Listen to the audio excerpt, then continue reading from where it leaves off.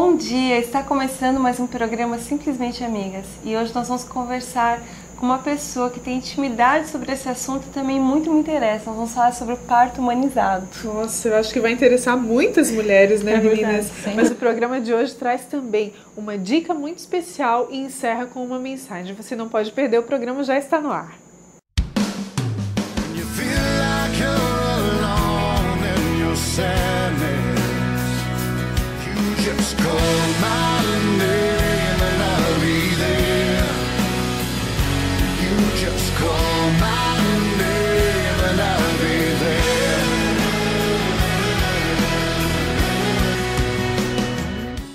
Por muitos anos, as mulheres não tiveram outra opção senão terem seus filhos de forma natural ou parto normal, como nós conhecemos.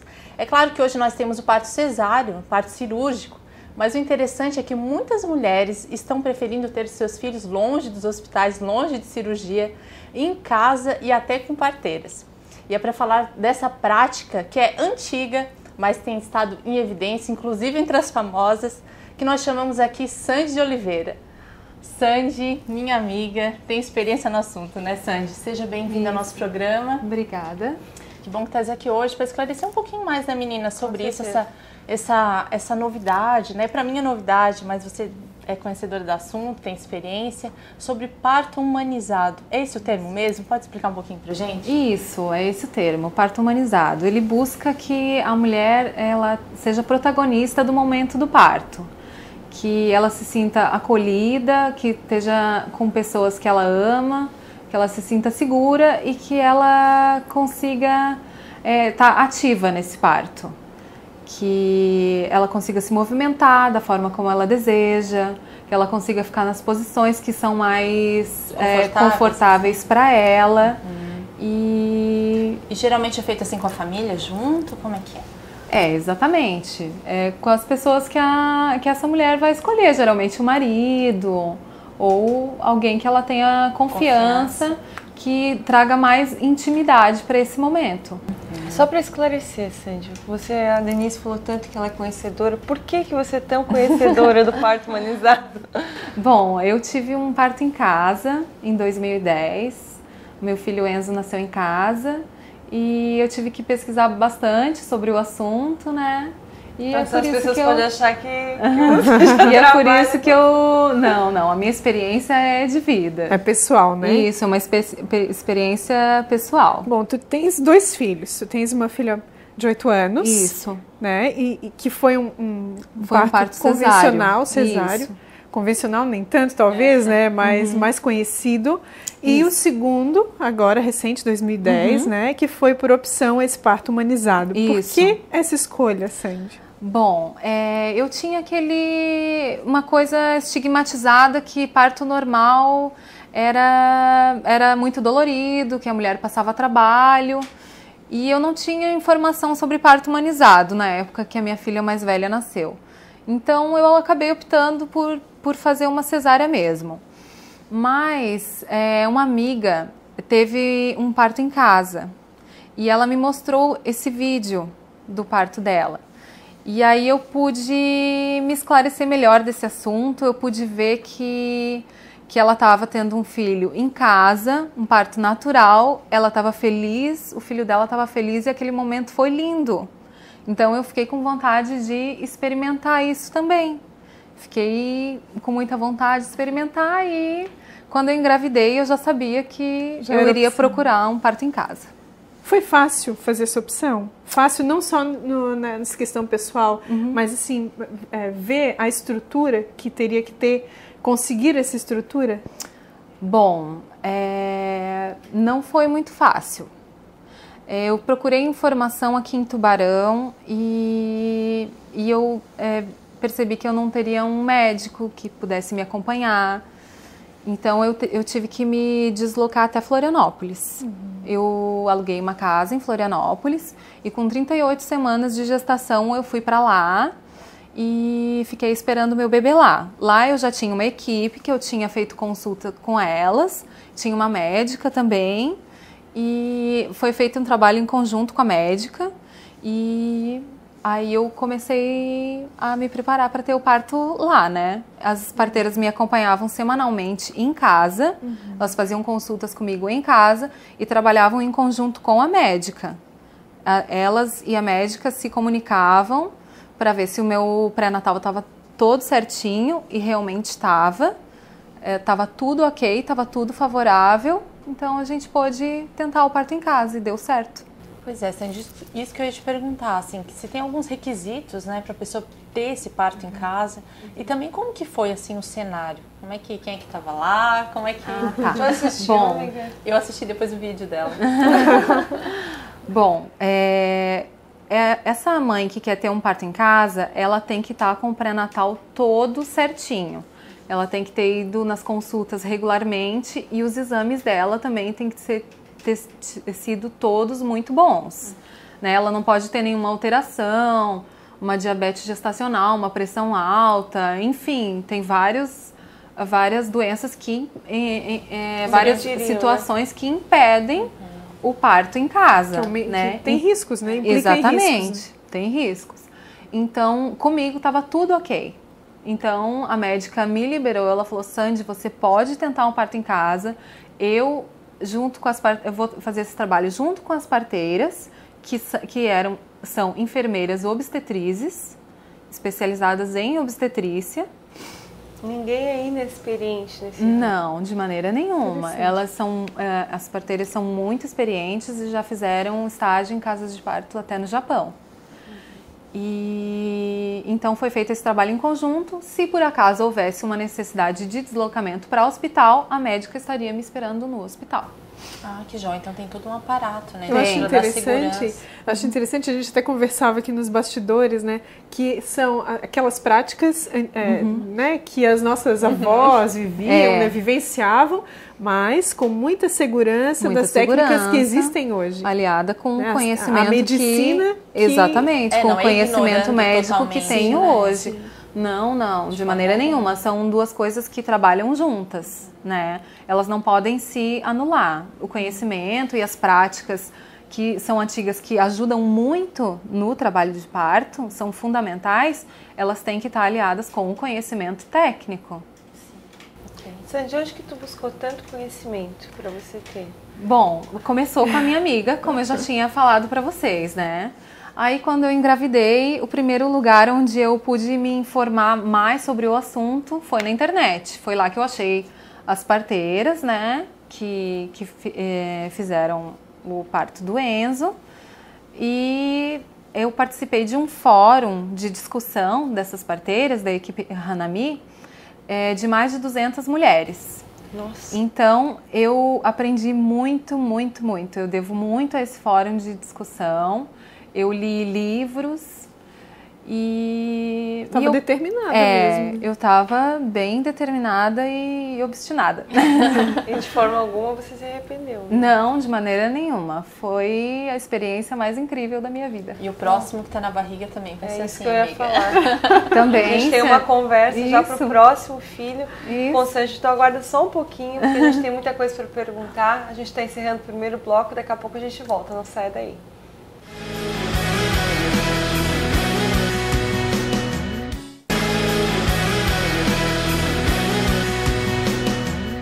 Bom, gente, o programa está de volta e hoje o assunto... Bom, a gente está aqui rindo nos bastidores, falando de partos, de experiências, mas, na verdade, o assunto central hoje é o parto humanizado e a gente está recebendo a Sandy, né, que está esclarecendo um pouco mais sobre esse assunto. Sandy, assim, a gente estava perguntando aqui para ti, qual o cenário, né, o que tu viu nesse momento? Porque a gente sabe que é um momento que mistura surpresa com um pouquinho de tensão, né, expectativa. Como que tu conciliou tudo isso, todos esses sentimentos, com uma experiência totalmente nova? Bom,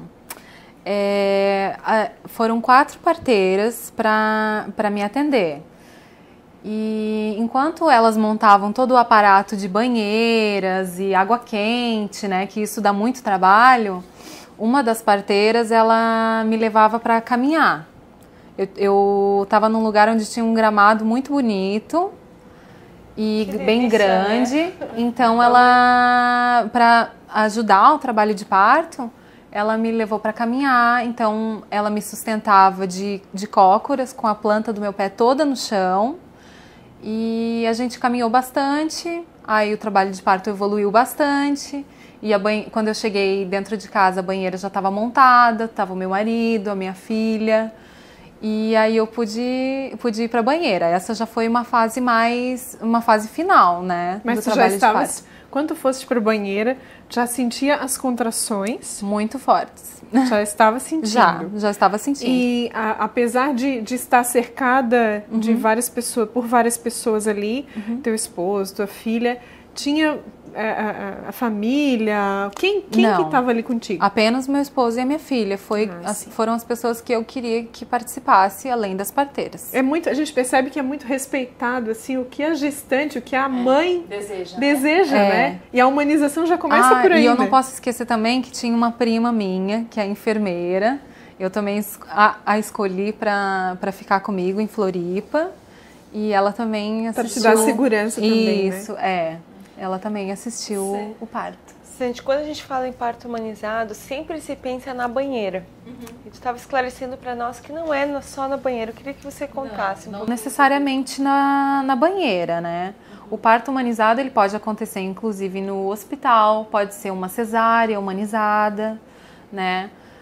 O importante é a cesárea também pode ser humanizada? Também pode ser humanizada, né? Eu até estava dizendo para vocês que eu não tenho assim muito conhecimento técnico para esclarecer, mas pelo que eu sei é uma cesárea que é feita com uma luz mais baixa, né? Esse bebê é entregue direto para a mãe, né? De uma forma um pouco mais tranquila, assim, mais conforme a vontade da mãe, assim, não tanto como os procedimentos tradicionais dos hospitais. Entendi. Essa priorização da mãe, eu penso que da já mãe traz e do bebê, né? Da mãe e do bebê, sim.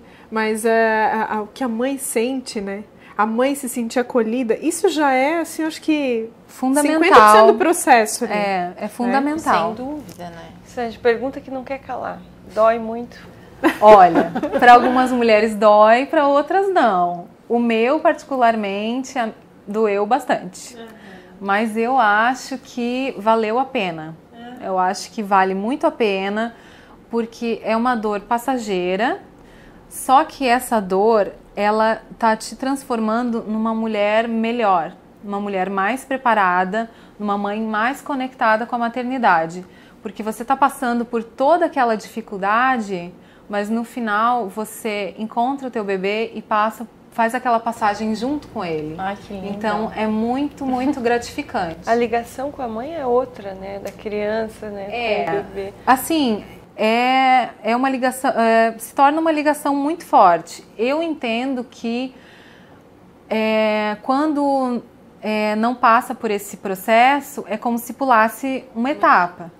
Lógico que uma mulher que tem uma cesárea, um bebê que nasceu de cesárea, não é menos amado. Não tem nada a ver. Só que... É uma fase que pula. É uma fase que pula. É uma experiência muito pessoal.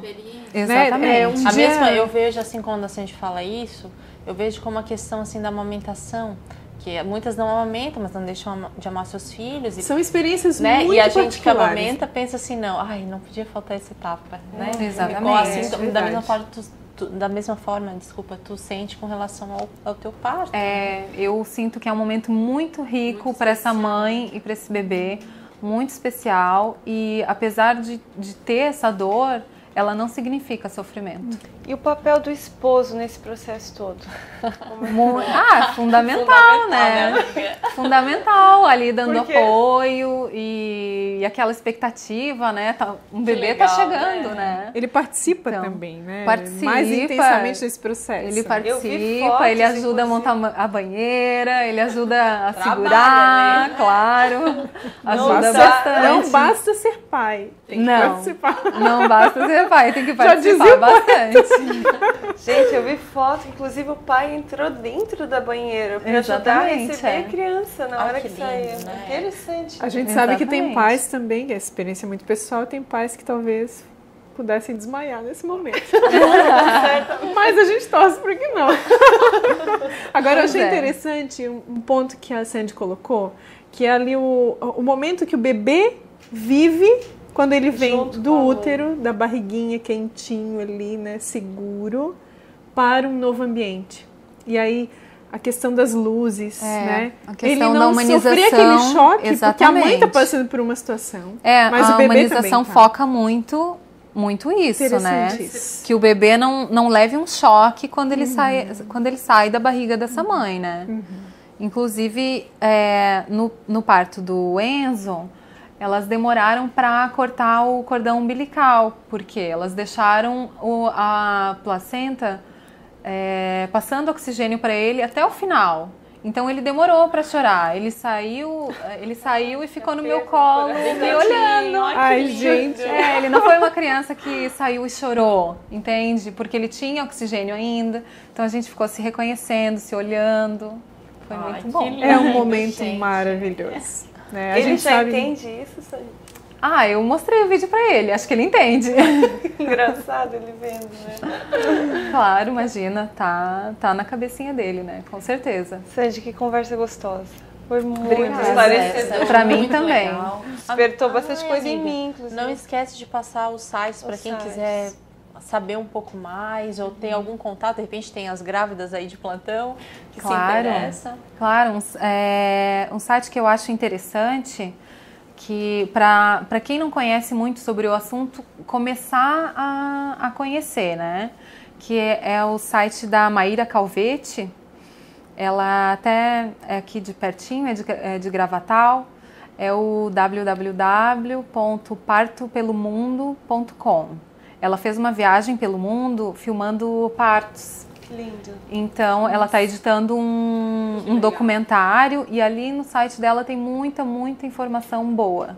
Vale a pena dar uma olhadinha todos os dias. E depois a gente pode estar passando também outras opções ali. E também tem o contato da equipe Hanami, que foram as parteiras que fizeram o meu parto em Florianópolis.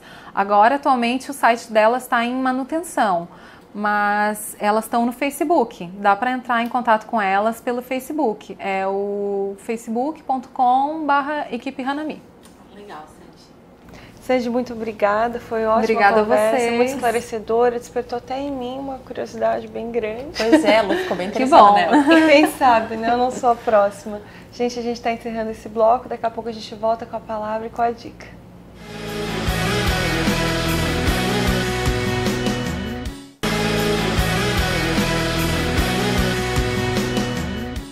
Bom, gente, o programa hoje, né, foi demais, realmente, né, um assunto super interessante. E agora, nesse terceiro bloco, você confere a dica de viagem.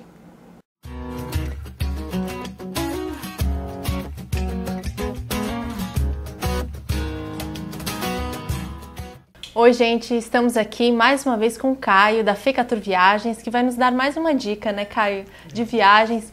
Hoje o nosso tema em específico é sobre cruzeiros. Então, Caio, quais são os destinos mais procurados para os cruzeiros? Nos cruzeiros, os destinos mais procurados ainda é o Nordeste. Ainda a gente tem passageiros que procuram fazer o Prata, né, Buenos Aires, Montevidéu, Punta del Este, mas normalmente o Nordeste é muito mais requisitado, pelo fato de que as pessoas procuram viagens de navio no verão. E esses destinos são mais conhecidos ou procurados no frio. Então o Nordeste, disparado.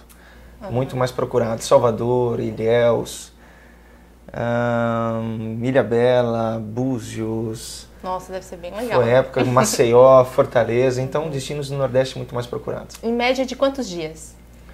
Parte de 4 noites, tem de 3 e 4 noites, 7 noites e tentou esse ano se fazer uma saída de 13 noites, mas uma grande maioria 7 noites. O pessoal, quando realmente investe, procura investir um pouco mais e ficar mais dias a bordo dos cruzeiros. Caiu uma curiosidade minha que eu nunca fiz, então eu vou te perguntar. Qual a infraestrutura assim, da maioria dos navios? O que tem lá dentro?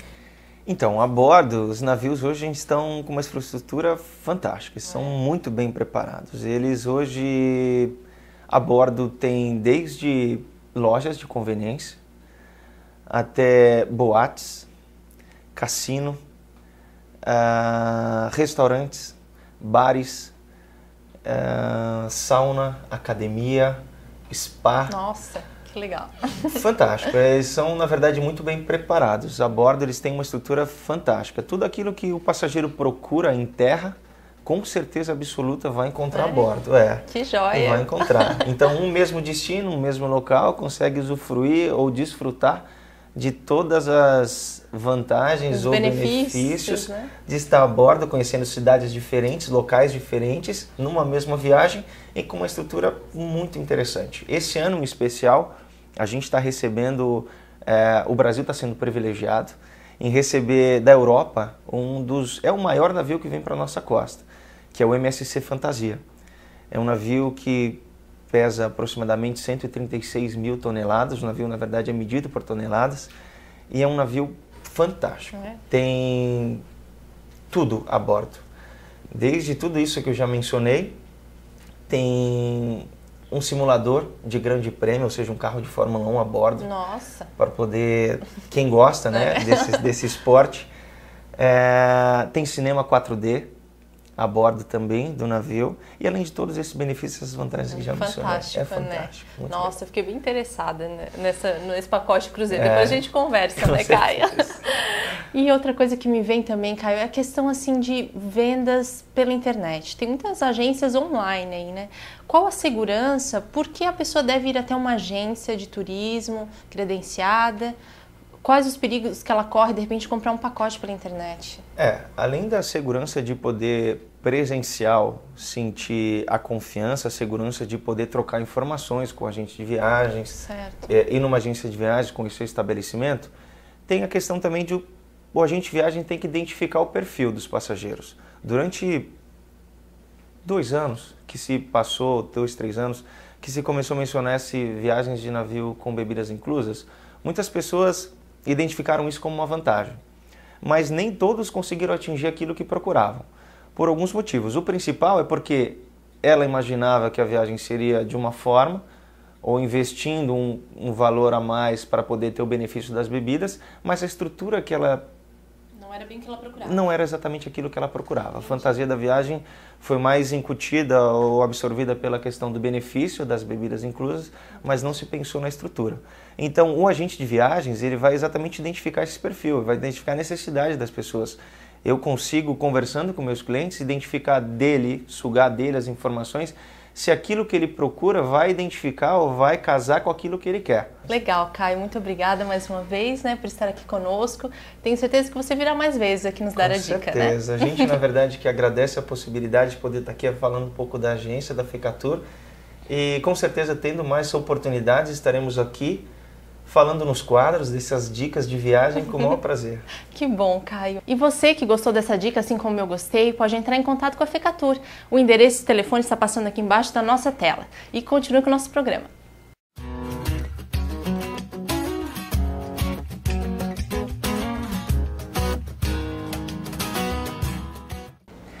Bom, vocês vão se cansar de me ouvir falar aqui que a palavra de Deus é fonte de sabedoria, né, meninas? Isso porque na palavra de Deus nós encontramos de onde nós somos, de onde viemos, para onde nós vamos, quem somos, né? Então a palavra de Deus é muito rica. Mas, pegando o gancho aqui do programa, hoje nós falamos sobre parto e de como uma criança, ela chega ao mundo, uma vida, né? Que alegria, né? Quando um novo ser chega à vida, toda a família ali esperando, isso é muito bom. E eu me lembro das mães e das mulheres, quando nós ficamos grávidas, eu falo aqui como mãe também, que é uma experiência tão maravilhosa, aquela criança sendo gerada ali, a nossa barriga crescendo. E é tão interessante porque, ainda que nós queiramos, desejamos que cresça ali, que se desenvolva, nós não temos a capacidade, de forma alguma, de interferir nesse desenvolvimento. O homem, na sua imensa sabedoria, na sua ciência, jamais tem ou teve ou terá o poder de criar um ser humano, de fazer com que ele se desenvolva. Ali os seus pezinhos, as perninhas, o cabelo, como que isso se desenvolve? Dentro da barriga da mãe, um homem não interfere, só pode ser o Senhor, é algo divino. Isso vem do poder de Deus, da onipotência de Deus, da onisciência de Deus, que nos conhece desde o nosso ventre. O salmista Davi diz lá no Salmo 139, a partir do versículo 13 ao 16, eu vou ler para você. Tu criaste cada parte do meu corpo, Tu me formaste na barriga da minha mãe. Eu te louvo porque Tu deves ser temido, tudo que faz é maravilhoso, eu sei disso muito bem. Tu viste quando os meus ossos foram formados, olha que lindo, quando eu estava sendo formado na barriga da minha mãe, crescendo ali em segredo. Tu me viste antes de eu ter nascido, os dias que me deste para viver foram todos escritos no Teu livro, quando ainda nenhum deles existia. Ou seja, o Senhor nos conhece desde do ventre da nossa mãe. Quando éramos seres informes, ou seja, sem forma, o Senhor já nos conhecia, já nos contemplava. Essa é a onisciência do Senhor que sabe todas as coisas. Sabe quando um fio de cabelo nosso cai, Ele conhece todas as coisas. Então, o Senhor nos acompanha ali desde o ventre durante todos os 9 meses. Mas eu tenho uma boa notícia. Não é só durante os 9 meses. Ele continua nos acompanhando. Depois que nós nascemos, todo o nosso processo de vida, porque o Senhor Jesus prometeu que estaria conosco todos os dias da nossa vida. Isso é maravilhoso, não é mesmo? Você que de repente já está grávida, assim como a nossa convidada Sandy aqui, sabe que o Senhor contempla o seu filho ali desde o ventre. Isso é maravilhoso, desenvolvendo pelo poder das suas mãos. Nós esperamos que você tenha gostado do nosso programa de hoje, falando aqui sobre vida, né, meninas? Parece que tudo no nosso programa sempre acaba em vida, em família, né? Que bom, né? Que bom, né? Porque o alvo do Senhor sempre é a família. As amigas ficam por aqui, mas você fica com Jesus, seu amigo verdadeiro. Até o próximo programa.